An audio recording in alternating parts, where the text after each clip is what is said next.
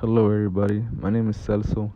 In this video I will be explaining the two types of collisions, and I will explain to you how to use kinetic energy along with momentum to analyze a collision. Okay, so there are two types of collision, elastic and inelastic. Elastic collision is when the two objects hit each other and bounce off each other. Inelastic collision is when the two objects hit each other and keep moving in the same direction stuck together. So in both collisions, you want to remember that linear momentum is always conserved. However, the total kinetic energy is going to change.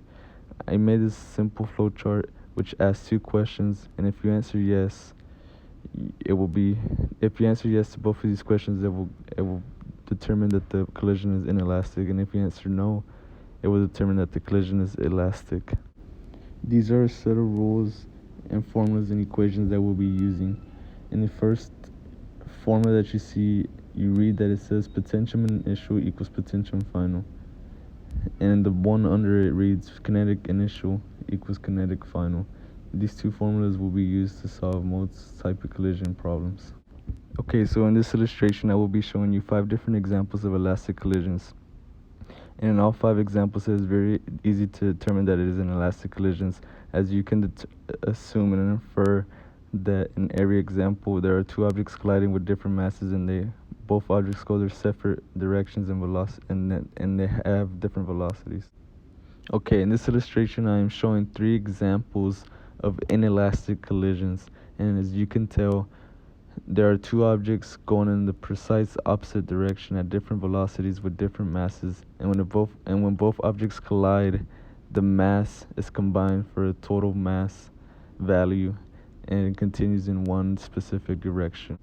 Here's an example of elastic collision of a young soccer player who is playing the game of giant soccer pool game. He initially kicks a 4-kilogram ball east at a speed of 5 miles per second and strikes a 2-kilogram ball that was initially at rest. He missed the intended hole. However, what is the final velocities of the two balls, assuming it was a perfect elastic collision?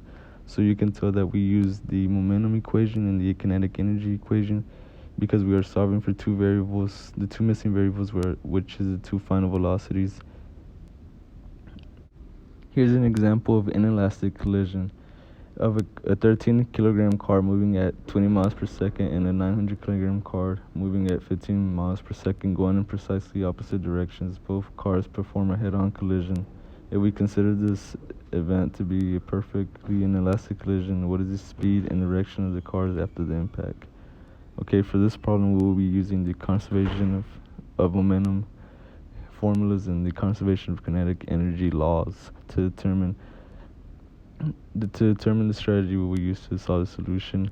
I ended up using the conservation of momentum energy equation and ended up solving for a final velocity in the right direction.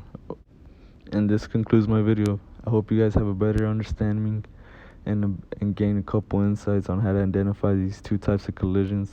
I hope my flowchart was able to help you determine how to identify the two types of collisions, and I hope my real life example illustrations help you get a clear image and clear path of how to identify these two types of collisions, because it could get very confusing in some certain situations. But thanks again for watching this video.